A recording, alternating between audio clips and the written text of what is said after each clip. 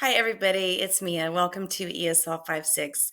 This week, our theme is friends and family, and we are going to explore some indirect speech, some noun, verb, adjective variations within the same word, and hopefully learn some new expressions and have some great conversation and do some reading and writing, all the fun stuff. Okay, let's get started, shall we? Hello. All right, ESL 56, friends and family. Let's continue some leading questions that you might want to discuss in your class, or at least get our brains to moving. How do you relate to your friends and family? How do you define family? How are cultural norms different here than in your country? Are you comfortable with conversation with your neighbors or maybe your landlord? Grammar tip one. So there are sometimes direct questions are fine, and then there are times when indirect questions might be better. For example, if you are asking for a favor from someone, you might want to use more indirect language.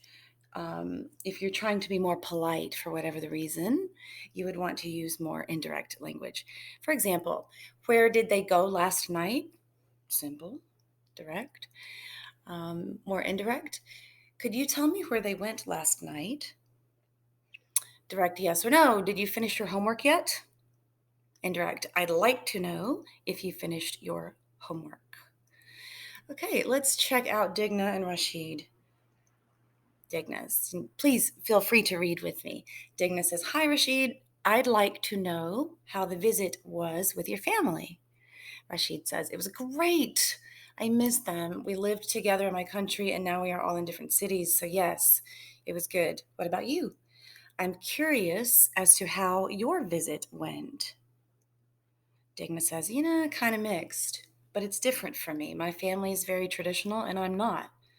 It's hard for us to communicate sometimes, but we love each other very, very much. Okay, so let's talk about it. How do you celebrate holidays differently in your country? Why do people move? Is community important in your life? What are some ways to find it? Do you think reported speech will help you construct a more polite letter to a landlord or tenant if need be? Are you different than friends and family in your country? What are some ways you found to bridge the gap? So these are just some suggestions for conversation. There's some crazy birds up here celebrating Thanksgiving. Okay. Grammar tip two, noun, verb, adjectives. We won't go over all these, but please feel free to go over as many of these as you'd like and in your own time. So we have love. Let's go with love. That's a good word of choice right now. Anytime, right? And I'm sorry, but this kid is just the cutest. Okay, playing music, which has to do with create, right? It's fun to create music. Okay, let's do love. Love is the best thing about life. Love. We love to travel. Loved, loving. You are loved. The child is so loving. So these are adjectives. They're forms of the same word, though. They all come from love, right? But we can use that word in three different ways as a noun, a verb, and then a different form of it as an adjective. Okay, feel free to practice those in your class. Conversation topics, some more, because we're all about practicing some conversation, right? One, describe a dear friend or family member. Can you describe a friend or family member using some of the variations of adjectives that we just looked at, perhaps? Our lives are made up of moments with others. Do you have a favorite story about one of them? Okay, here's a little tip about reported speech. So, direct speech, an example would be, I live with my son. Reported speech would be, for example, Pedro said that he lives with his son.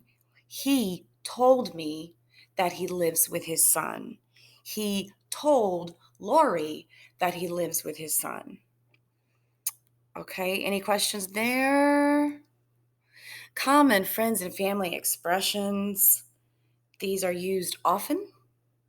They're fun to practice and I think good to know.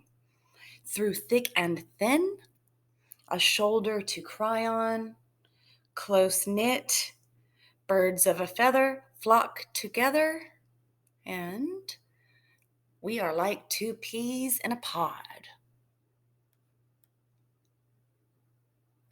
Conversation practice. How about I'll be Amelia and you be Thomas?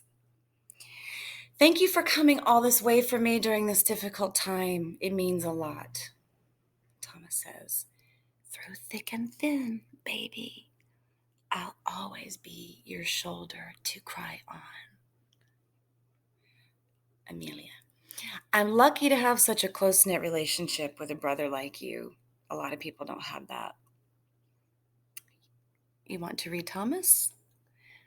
Yeah, well, we're two peas in a pod.